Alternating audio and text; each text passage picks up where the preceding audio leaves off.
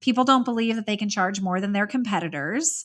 And we have to shift the mindset around, actually, you must charge more than your competitors, because one, you don't know if your competitors even did the math. Most of your competitors didn't. They just copied their competitor, who copied their competitor, who copied their competitor. And we're all like copying an underpriced model. Why do growing businesses go broke? Welcome to the Profit Answer Man podcast. I'm Rocky Lalvani, and I help 7- and 8-figure business owners scale profits and cash flow while working less. Every week, we dig into proven methods like the Profit First system, other cash flow strategies, and real execution. No accounting jargon, no fluff. If you're going to be the backbone of America, creating jobs and serving your mission, you deserve to be well rewarded. We're Profit First certified professionals. If you want the masterclass, check out episodes 2 through 13, including Mike Michalowicz, where I break down the entire Profit First book, chapter by chapter. If you want, grab your free copy of the Profit Blueprint book at profitcomesfirst.com and start making profit a habit today. You built this business to serve your mission and your freedom. Let's make sure it pays you back. We also offer strategic tax planning and preparation to help you keep more of that profit. Now let's dive in. Your revenue went up last year. Your take-home pay didn't move, and you have no idea why. Here's what's actually happening. You didn't set your prices correctly. You copied whoever was ahead of you in the market, who copied whoever was ahead of them, and the whole industry is running off of an underpriced model because no one does the math. This is far more common than you can imagine. It's not your fault. It's just what people do. That math is also simple. A 10% increase on a business with a 10% net margin doubles their profit. No new customers, no new overhead, no more work. That's what we're going to chat about today. I've got Erin Haag, who's going to walk you through exactly how to find that number, how to roll out higher prices without losing your best customers, and why the easiest buyers to sell are always the highest paying ones. Let's meet Erin and see how it's done. Welcome to the Profit Answer Man, Erin Haag. It's great to have you join us today. Thank you so much for having me. I'm happy to be here. And I'm excited to learn from you. Can you share a little bit about yourself and your business? Sure. My name is Erin Haag. I am a Floridian, native Floridian, born and raised. There are like 3 of us in the whole state. I am a full-blooded Capricorn, a mom of 2. Fun fact, I'm a certified sommelier just for fun. And I am also the creator of Pricing Overhaul. And that's why we're talking today. So Pricing Overhaul is a method that I developed to help business owners reach their first 7-figure year with a minimum 30% profit margin while paying the owner a minimum 6 figures. Yeah, I'm shocked at how many 7-figure business owners aren't paying them well into the 6 figures or taking a reasonable salary or having a high profit margin. Yeah, I would say that, well, definitely top line gross revenue is just a vanity metric. I think people get really excited when they see their gross revenue increase year over year. But then at the end of the day, they're like, wait a minute, I'm working more, I'm paying myself less and less, and there's zero cash in the business. And I've worked with companies that come in well over 7 figures and the owners aren't paying themselves. And the business has nothing at the end of the year to, save for anything. But then I work with businesses that are generating $250,000 to $500,000 a year. They're profitable. The owner's paying themselves. The owner has like an amazing schedule. And it's like, let's figure this out. If you want to get to 7 figures, let's do it. But let's do it profitably, not just for the sake of saying that you did it. I'm with you. And we'll talk about ELF later. You're also a fan of Profit First. I am, yeah. How'd you learn about that? Oh man. Okay. So I owned a brick and mortar Pilates and yoga studio for 9 years. I did sell that business. I did very well. I sold it for 40x my original investment in 2018. Yeah, it was a really, really great exit. And it was in 2015 when I overhauled my pricing for profitability in that business. That was kind of the birth of my pricing overhaul method. I hired a profit first professional, Shannon Simmons, to help me inside my business. And yeah, I swear by it. And although I'm not a profit first professional, I definitely encourage all of my clients to utilize that method for cash management and accounting. And I'm just a huge fan of Michael Michalowicz. I mean, I've read every single one of his books. My my favorite of his is The Pumpkin Plan. And yeah, so I am definitely an advocate for profit first. And I am too. I mean, it's so simple to do, and yet people won't. And it really helps to put boundaries around your money and Mhm. say, this is the way you need to do it. Follow this. And as long as you're disciplined enough to do it, it's okay. Mhm. Most people, including Mike, don't have discipline with the accounts in the meaning that they steal from themselves.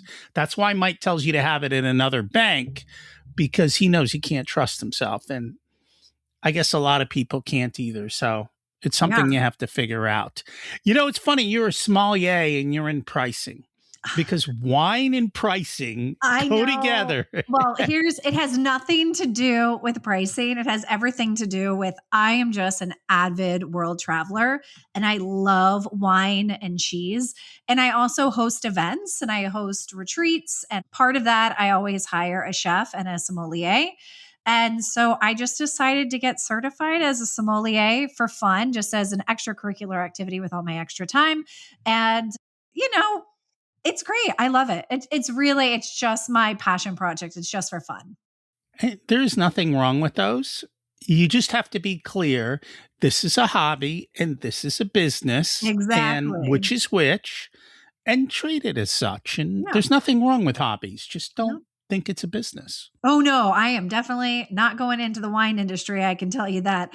I did for a little stint have a wine retreats company and that was actually a company in Europe. So we were registered in Germany, we were operating in France, and I withdrew myself from that partnership last year. Last year was a year of like consolidation. So I sold a company a month and a half ago, and I'm just down to, the core business, pricing overhaul, back to my roots.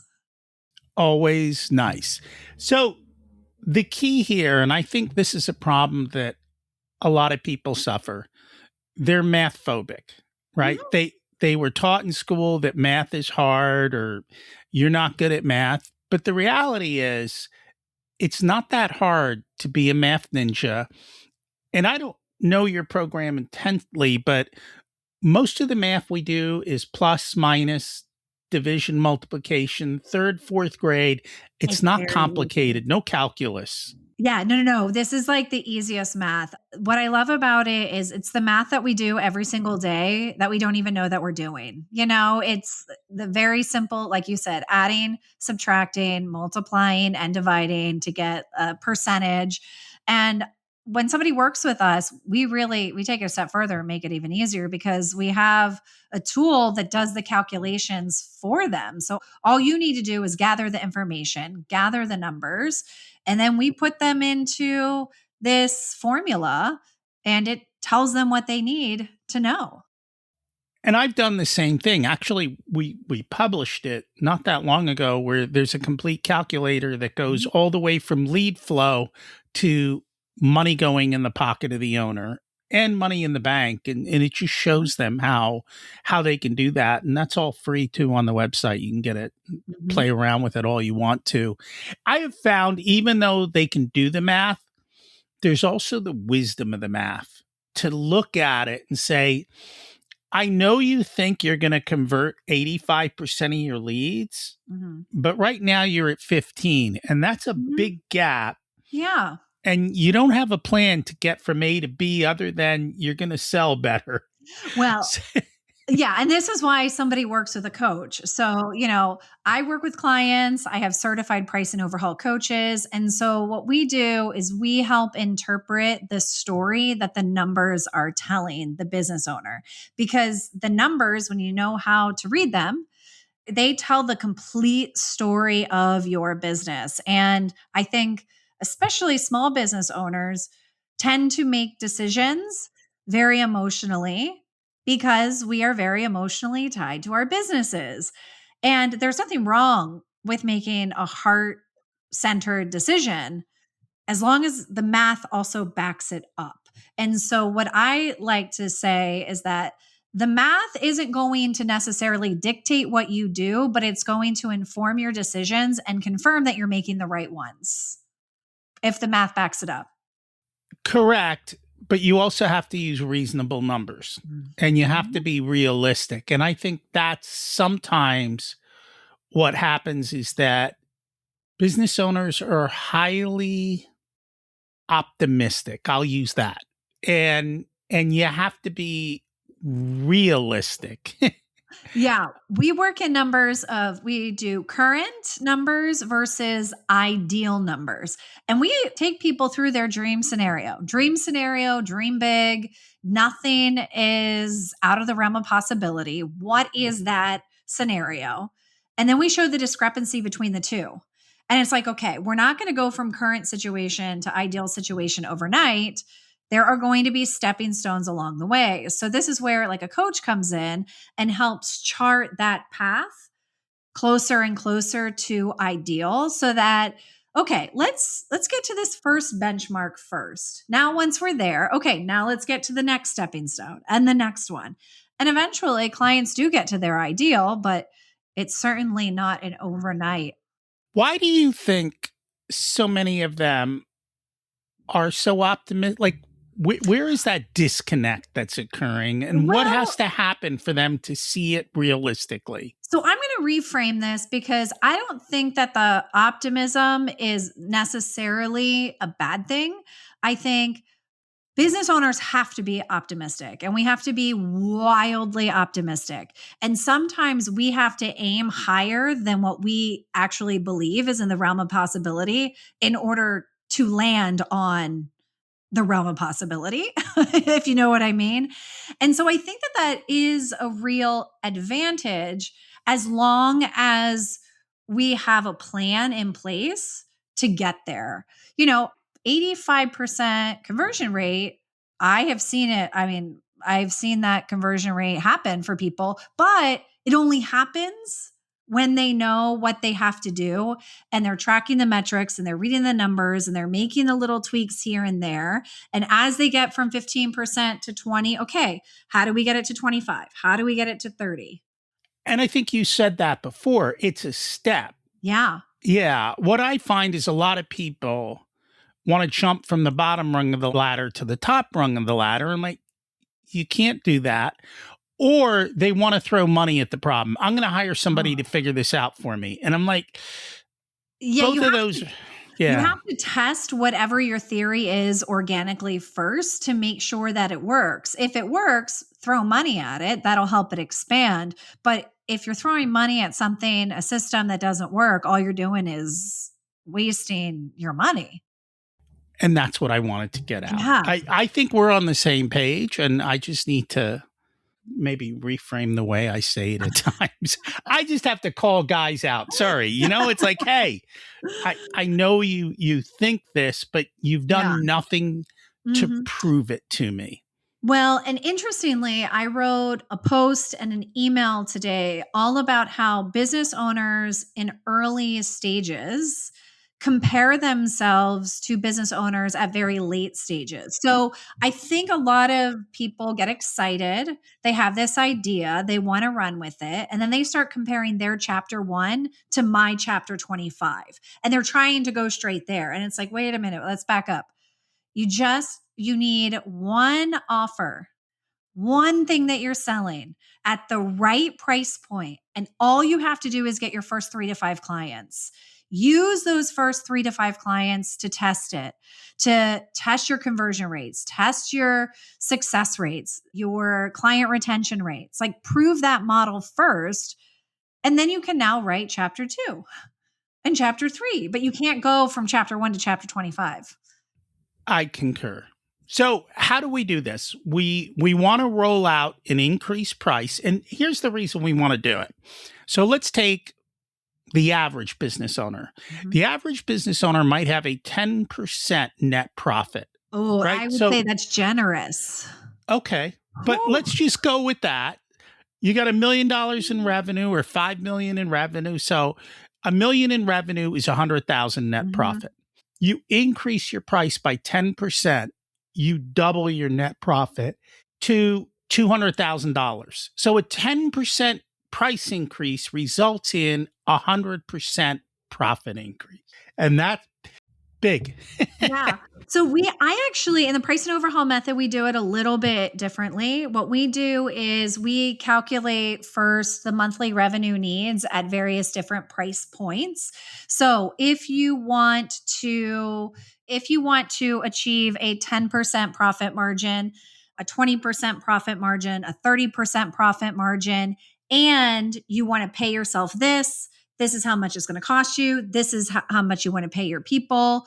This is how much you have to bring in every single month in gross revenue, which means that based on your client capacity, each client has to pay you on average per month X. We call that the monthly client value.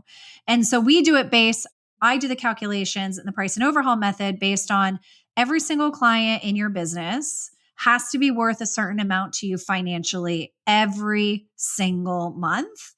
And in order to hit a certain target, you either have to have X number of clients at this price point, or if you only want to maintain this amount of clients, you have to increase how much they're paying you every single month. And so we do it based on a monthly client value. And so I think your clients are a little different in that you've got monthly recurring retainers for all these clients, correct? Or are they one-time purchases sometimes? So we work, so both.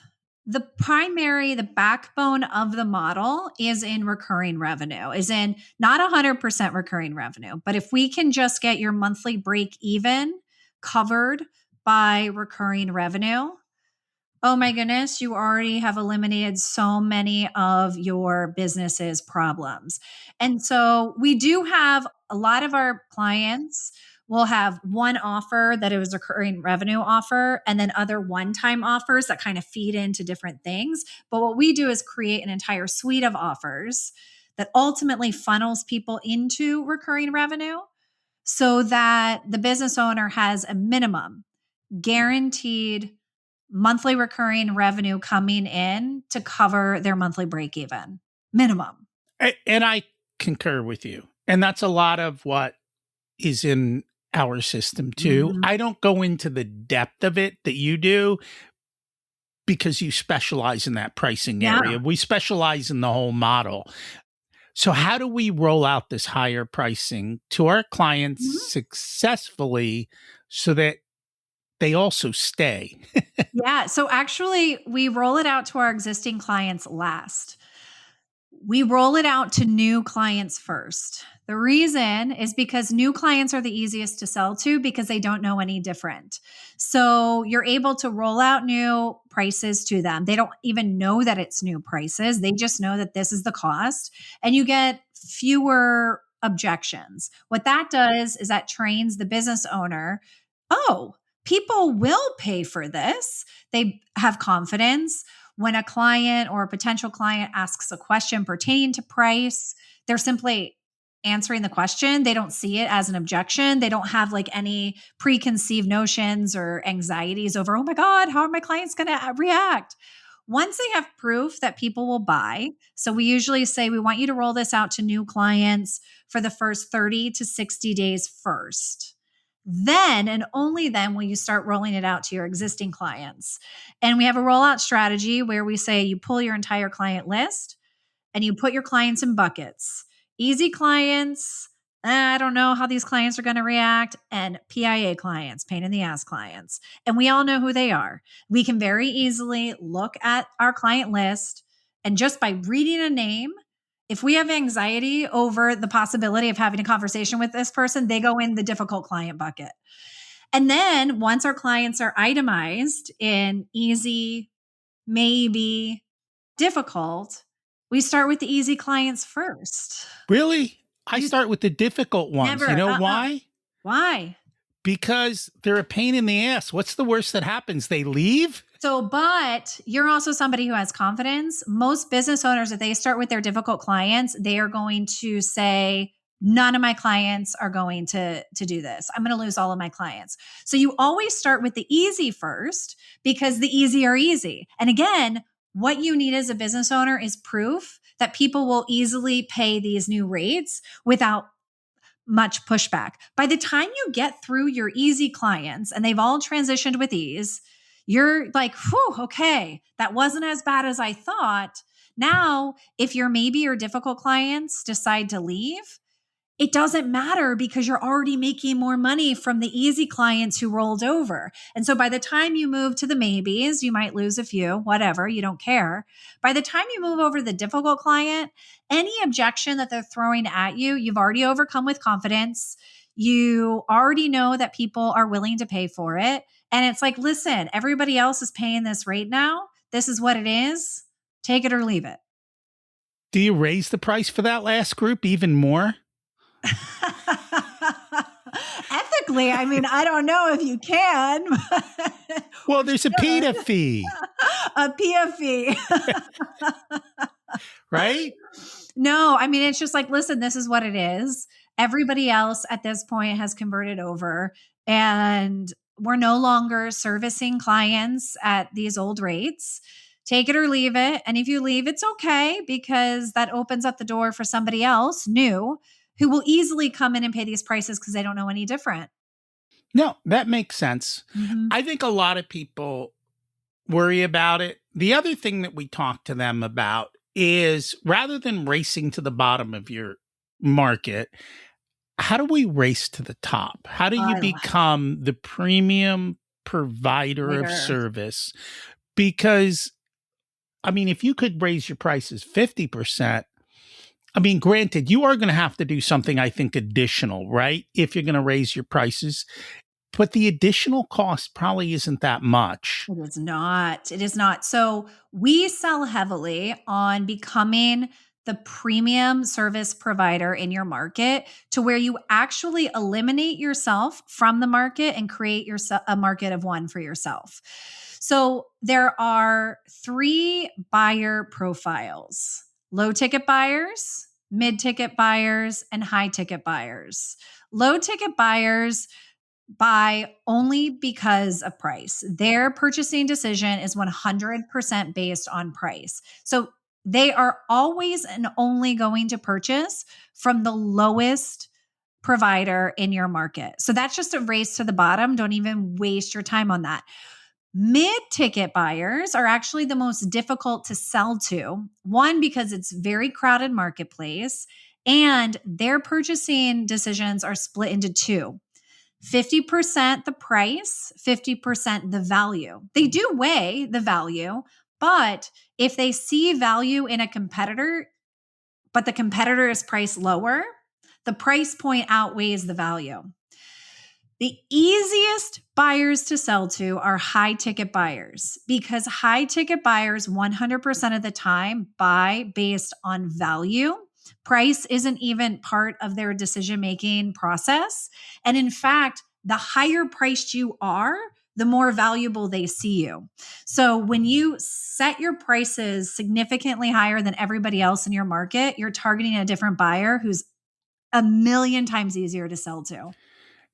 So how do you convey that value to that high ticket buyer? And how do you position yourself as the high ticket seller? Yeah. So there's an entire sales process and client flow. I mean, it's very concierge. Listen, I'm like a loyal Ritz-Carlton girl, you know? So I'm like, you have to roll out your sales process the way that they treat you at a Ritz-Carlton. And for every business, we build what's called a client flow and how they sell and position their services. And by the time they've positioned it, we're not selling on features. We're not selling on features. We are selling on 100% client outcomes. By the time you get to the price point, it's if you want this outcome, this is the cost. And we're the ones promising you this outcome.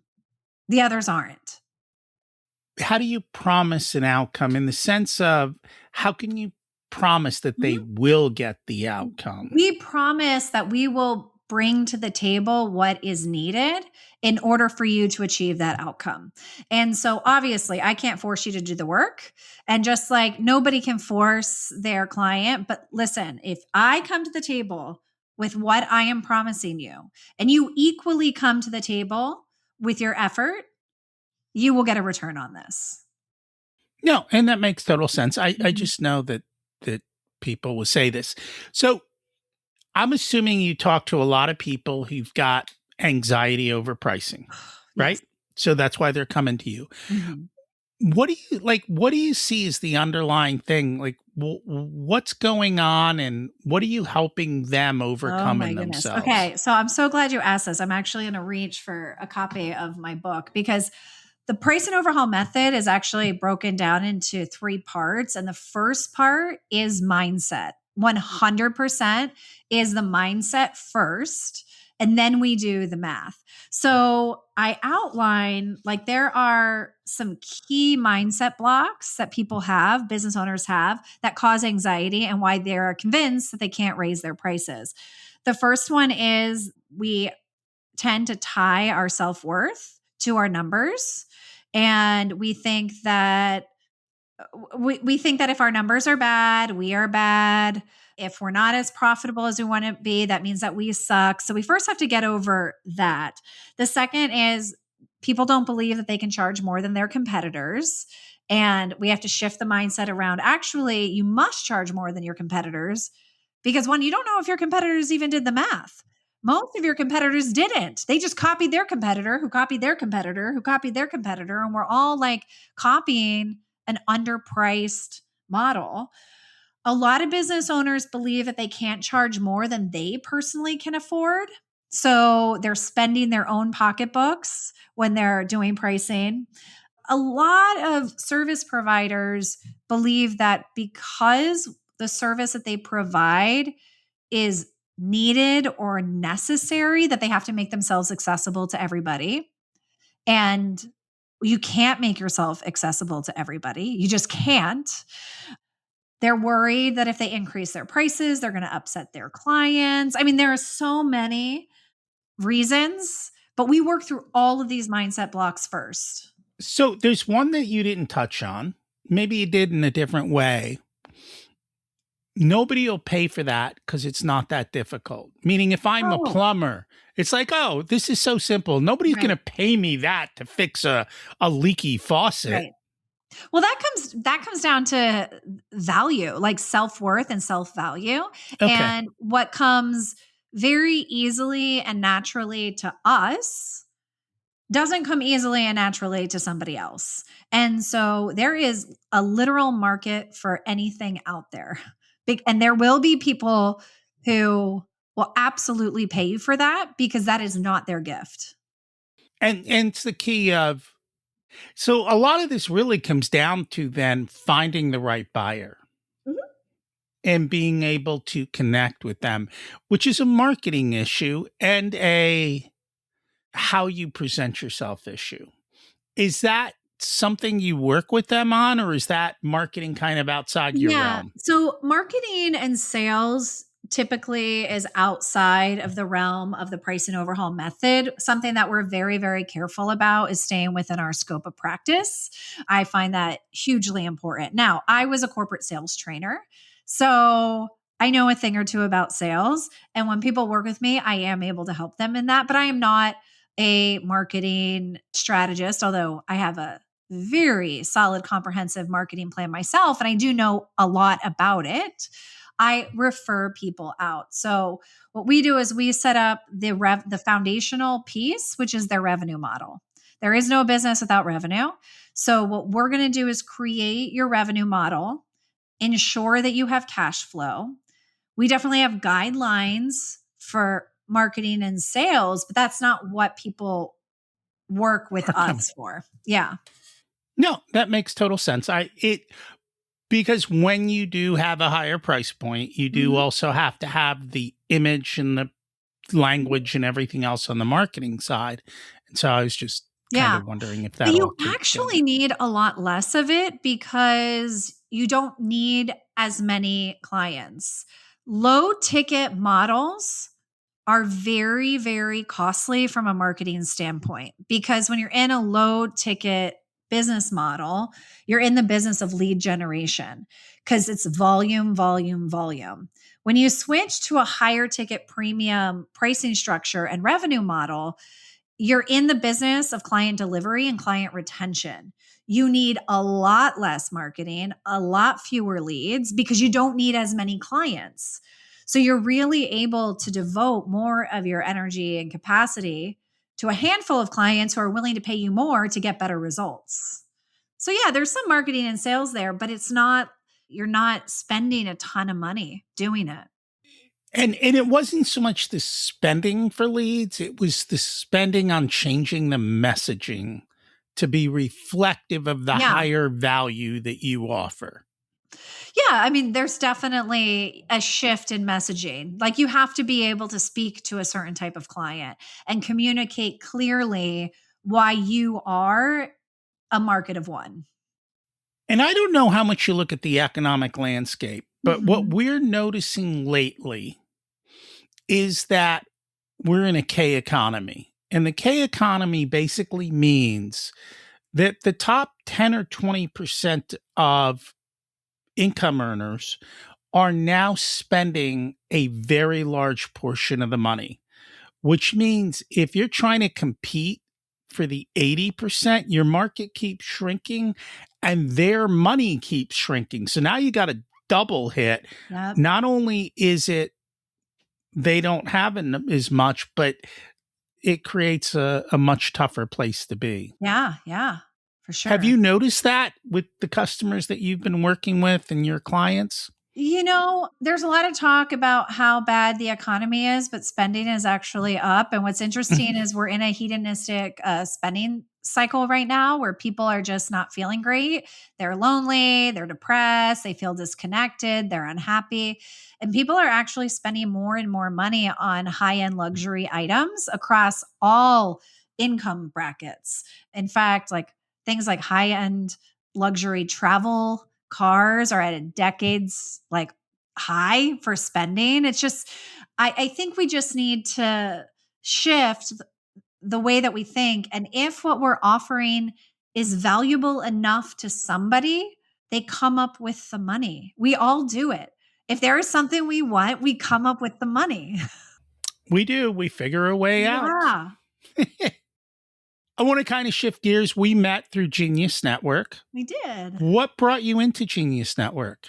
I have a good friend and colleague, Shannon Jamal, who is a member.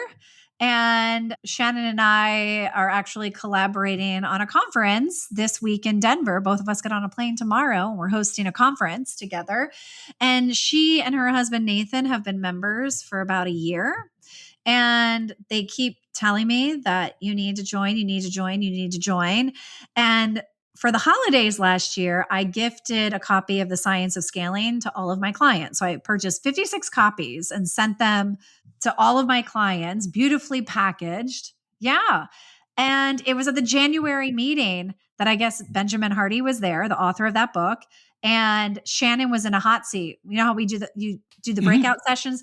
And she was in a breakout session with Benjamin Hardy. And she just then texted me and she was like, okay, Erin, I was just in a hot seat with Benjamin Hardy. When are you going to join? And I was like, okay, universe, that's my sign. I'm going to do it. And it was his book that actually, in combination, his book and Michael Michalowicz, The Pumpkin Plan. I always listen to that book every year. I do a listen to it every year.